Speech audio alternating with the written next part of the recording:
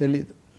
Sir sir సాక్షిపై దాడులు నిషేధం డిమాండ్లు 4వ రోజు కూడా కొనసాగుతున్న ఆందోళన, దీన్ని ఎలా చూడాలి?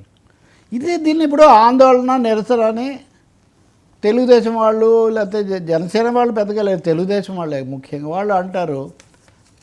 కానీ ఇంకోవైపున ఒక మీడియా సంస్థ మీద కారణం ఏదైనా అతని మీద చర్య తీసుకొని రిమాండ్ కూడా పంపించిన తర్వాత ఆ పత్రిక మీద ఇంకో దాని మీద దాడులు చేయటము, ఏలూరులో తగలబెట్టారన్నారా, తగలబడింది సోఫాలు మాత్రమే కాదు సార్, సోఫాలైనా కుర్చీ అయినా లేదు కర్ర అయినా, అసలు ఎందుకు ఒక మీడియా సంస్థ మీద దాడుల దాకా వెళ్ళాలి అంటే ఈ వార్తలకు చాలా ప్రముఖమైన ప్రచారం కూడా లభిస్తుంది. కొన్ని ఛానల్స్లో అయితే ప్రముఖమైన ఛానల్సే బ్యాన్ సాక్షి వెంటనే నిషేధించండి ఇలాంటివి కూడా కనిపిస్తున్నాయి. నేను చూస్తున్నాను జర్నలిస్టుల సంఘాలు కానీ ఈవెన్ మాలాంటి వాళ్ళు కానీ సాధారణంగా మీడియా వాళ్ళని అరెస్టులు ఇట్లాంటివి జరిగినప్పుడు వెంటనే ఖండించడం తోడు ఉండడం జరుగుతుంది.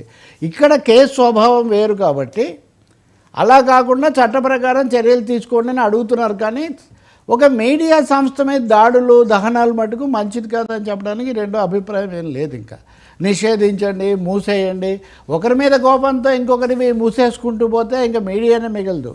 కాబట్టి ఈ విధ్వంసాలు లేకపోతే కాల్చు ఇంకా దీనికి వెంటనే మళ్ళీ ఇంక మనకు ఉంది కదా ఒక పరంపర, అప్పుడేమైంది అప్పుడు ఎప్పుడైనా తప్పేనండి.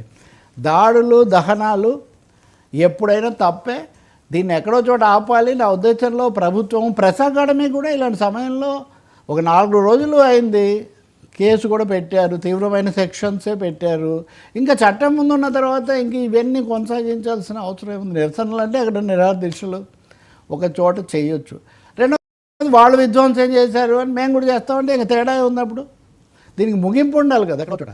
కాబట్టి తప్పకుండా జర్నలిస్ట్ సంఘాలు సాక్షి మీద సంస్థ మీద దాడులు ఇట్లాంటి వాటిని పూర్తిగా వ్యతిరేకిస్తున్నాయి. అది సరైనది కూడా. మీడియా సంస్థలు వాటి తప్పులను మీద చర్య వేరు, అసలు వాటి మీద వాటి ఉనికి మీద దాడి చేయటం వేరు. సార్ ఎమ్మెల్యేలకు చంద్రబాబు హెచ్చరికలు